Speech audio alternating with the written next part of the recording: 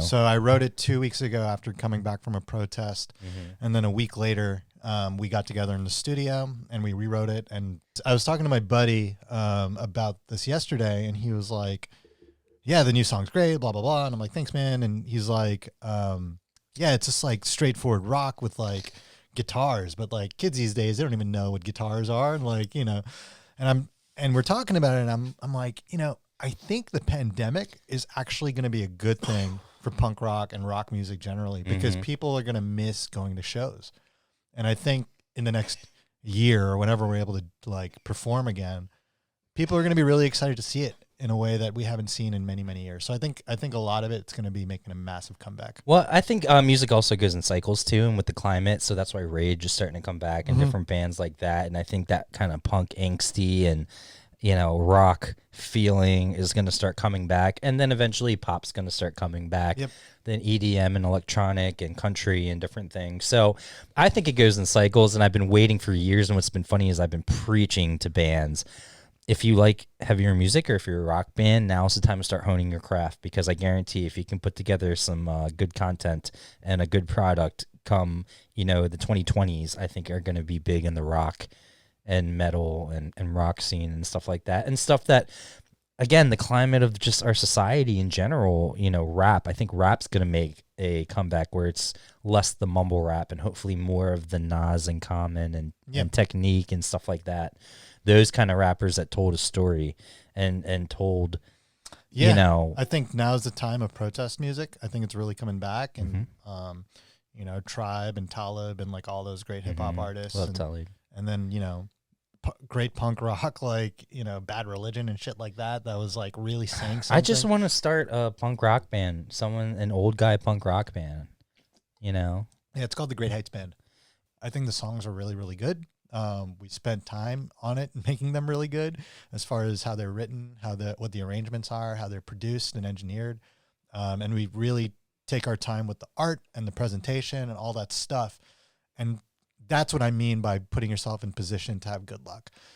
We make the product, which is a great song with great art, with a great message, as good as we can.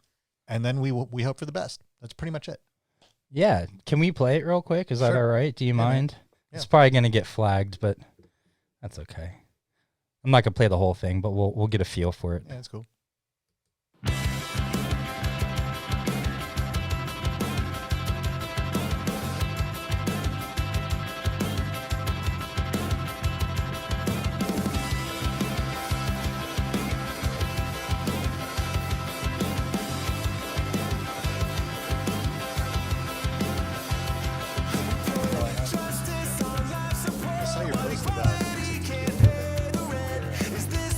Vodka, I've done the same thing. Try a little bit of lime in there.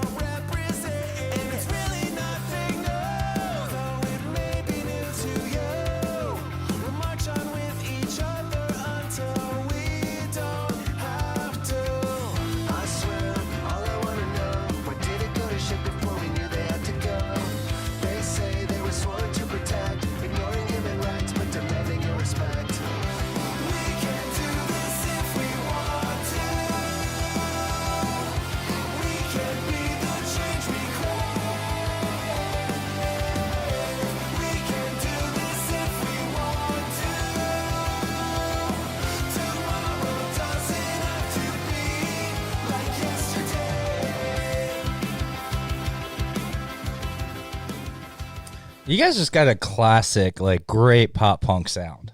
Thank you. I mean, it's very consistent and very, like, I know it's you. I mean, I feel like if you guys were doing this back in the 90s, like, you would have made it. Thanks, man. You know what I mean? Yeah. Or like the I should say the 2000s, but you know what I mean? Like, you guys totally would have been a great band. I mean, you still are. It just sucks that that's not what's current. Like, to kids, because back then rock, punk, that was what kids were into.